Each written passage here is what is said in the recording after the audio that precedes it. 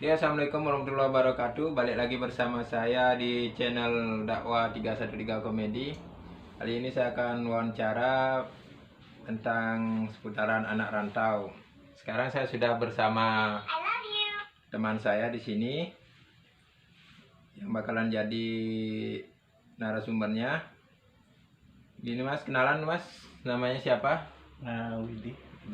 Ini Mas, Mas ini kan anak rantau. Kalau boleh tahu Mas, sudah berapa lama merantau di Bali ini Mas? Saya merantau di Bali kurang lebih 10 tahun. 10 tahun Mas. 10 Kalau tahun. 10 tahun tuh berarti dari tahun berapa tuh Mas?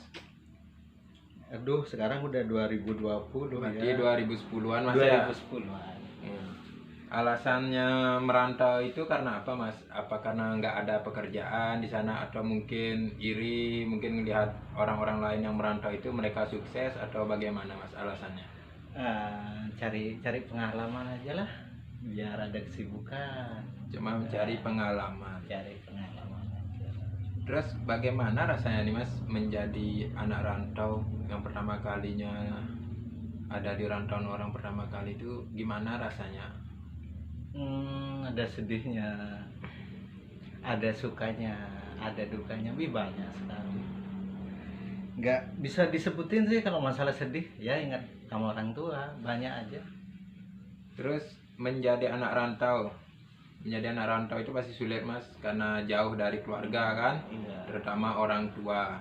Bagaimana caranya Mas ini menyesuaikan diri dengan lingkungan baru? Ya namanya juga pendatang, kita harus beradaptasi lah sama lingkungan. Kalau maunya kita begini, tapi kalau keadaan begitu ya kita harus lihat situasi juga lah, beradaptasi intinya gitu. Selama merantau 10 tahun ini Mas, lebih enak mana ini Mas? Tinggal ngekos, tinggal di mes atau join sama teman, sisa satu kos kita bayarnya join. Enakan tinggal di mes. Kalau kos hari-hari ini hitung-hitungan aja. Kalau semuanya kos 300, airnya di luar, enggak di luar. Ya intinya enakan tinggal di mes aja. Lebih murahan. Enaknya murah-murah memang Ya aja. murah-murah, yang penting enak. Pengalaman paling pahit atau sedih yang sulit dilupakan sama merantau Mas? Pernah diusir orang, pernah dikejar anjing, banyak sekali. Diusir orang itu gimana ceritanya Mas? Maling Mas? Bukan maling, mungkin udah bosen ngeliat saya mungkin, karena posisi saya kan kerjanya di lapangan. Lapangan bola? Bukan, lapangan basket. Ya namanya saya kan di dunia marketing gitu. Ya namanya suka duka, paling banyak sih dukanya. Tapi udah jadinya pengalaman, ya jalanin aja deh gitu aja.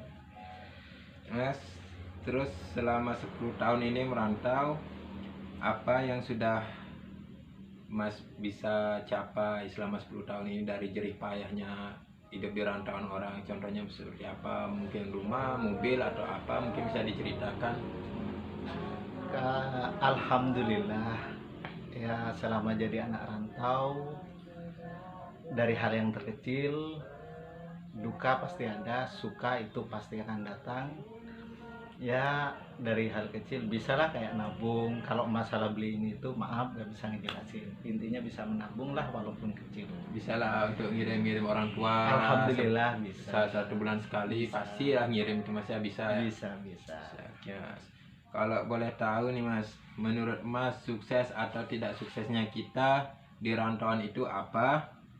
Apa saja tips dan cara-caranya? Kalau menurut Mas Widi, triknya Mas Widi ini untuk kita bisa sukses atau tidak suksesnya kita di rantauan itu apa Mas? Mungkin bisa dijelaskan. Siapa tahu barangkali teman-teman ada yang menonton video ini. Untuk prinsipnya jadi anak rantau, namanya duka pasti ada. Oh makasih Pak. Namanya suka itu pastinya belakangan. Kalau sukanya dulu datang, ya pasti nggak ada dukanya. Prinsip untuk anak rantau, kalau kita di zona aman, jangan pernah jadi anak rantau. Intinya kalau kita sekali nyemplung, jangan setengah-setengah, kita harus benar-benar basah. Kalau jadi anak rantau, terus cari yang enak-enak, mending nggak usah jadi anak rantau aja. Sekali kita ngerantau, kita buktikan kalau kita bisa. Itu aja intinya. Oke Mas, terima kasih Mas atas waktunya Eh, untuk bincang-bincangnya hari ini. iya. Yang terakhir nih Mas, Iya. mungkin ada kan untuk teman-teman yang ada di rantauan sana, mungkin istilahnya pesan untuk mereka itu apa gitu Mas? Pesannya, kalau Anda jadi anak rantau, jadilah benar-benar anak rantau. Kalau Anda menjadi orang yang cemen atau jadi orang manja, mending di rumah aja, bangun tidur ada kopi, ada ibu yang masakin. Tapi kalau anak rantau, kita makan garam, makan apa udah biasa, tapi buktikan kalau kita bisa beli dia. Itu aja kuncinya. Dalam artian beli dia ini apa nih Mas? Beli dia apa yang kayak mereka punya, kita bisa beli. Contohnya dari hal yang terkecil, mungkin kita HP-nya dulu kita tanpa kamera, mereka bisa kamera, sekarang bisa.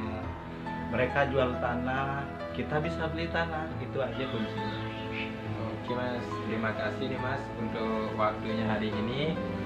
Oke guys, semoga untuk Terima kasih.